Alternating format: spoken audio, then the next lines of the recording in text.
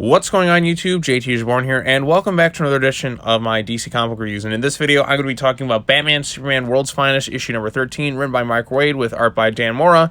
And where in the world is Metamorpho? So this is the start of the newest story arc in this series. First arc was focused on the Devil and Ezra, and that tied later on into Batman vs. Robin, Lazarus Planet, all that other fun stuff. And then the second arc, which I think was better than the first arc overall, had to do with this character from another part of the DC multiverse coming to Earth. His name was David, and the Key and Joker and all that other fun, crazy stuff. And then we get the big reveal at the end of who he was supposed to be, and that was all fun and exciting. And then the previous issue after this was kind of like a lighthearted filler issue that was more about like Dick Grayson and Supergirl going on a date as Robin and Supergirl, because, you know, she was attracted to him, he was attracted to her, and it went horribly wrong. So that was just a nice little filler issue. But, you know, after two solid issues, that one just kind of answered the question, okay, why did they have tension with each other? What was the date? It was just a fun, just standalone issue that kept me pretty entertained. So now we're at the start of the newest arc of the series, and this one's diving into Metamorpho and his connection with a guy named Simon Stagg, who in this issue was murdered, and he's a prime suspect. We go into the origins of Metamorpho. There's a couple bits of comedic elements at the start of the issue, and Simon Stagg here is drawn to look a lot like Ra's al Ghul, if I'm not mistaken. Look at that hairline and the eyebrows and everything. I mean, he just doesn't have the facial patch, but he definitely looks the part. But yeah, so we go into the origin of Metamorpho, in case you didn't know, and basically, like, he had relations with Simon Stagg's daughter, who thought he was beneath him, and he's the reason he became that, because he sabotaged him and all that. And so a lot of people are investigating the murder. Jimmy Olsen is too, and basically, like, Batman confronts Metamorpho, who just denies the whole thing. They're trying to figure out what's going on here. Batman also explains that, you know, this guy is quite petty. He'll do very many things for money and just to tick people off, because that's just the kind of person he is. And then eventually, in a pretty surprise ending, Jimmy Olsen comes to the conclusion, based on the evidence, that it should be Bruce Wayne who's responsible.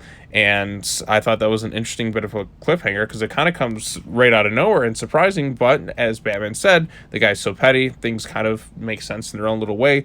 We obviously know Bruce Wayne did not go through and commit this crime. Clark Kent was really against it, and he just had trouble writing this whole thing, because he didn't want, he just knows that it'd be wrong if he were to report this thing, even though the evidence somewhat suggests that Bruce is responsible. We, the audience, know it's not. So that's why there was a bit of dilemma here. He's like, I just can't see him doing it. I don't want to write this thing, but he's kind of forced into writing this whole situation. So Bruce, of course, is not responsible for it, but that's part of the mystery, that's part of the fun, that's part of the intrigue.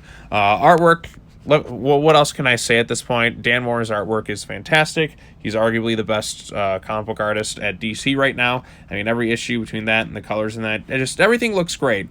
Even if, like, the story has its shortcomings, the art always delivers when it comes to Dan Mora's style. I just like the way it looks. It's beautiful. It's visually stimulating. I don't know what else to say about it. It's really, really good artwork, and it's always top tier.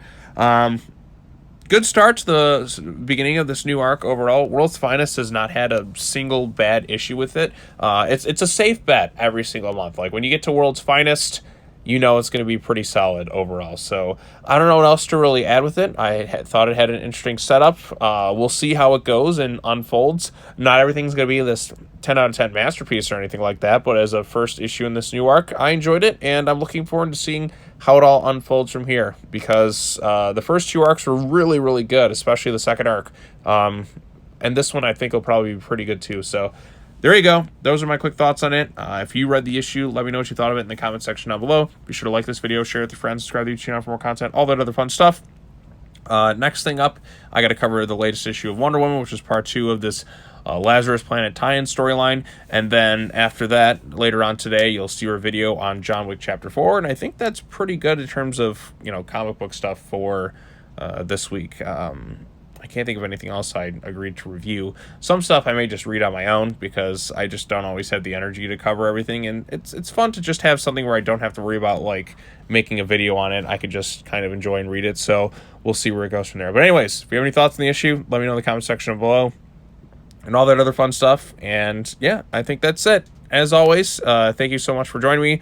Take care now. Bye-bye then, and I will see you all in the next video. Peace.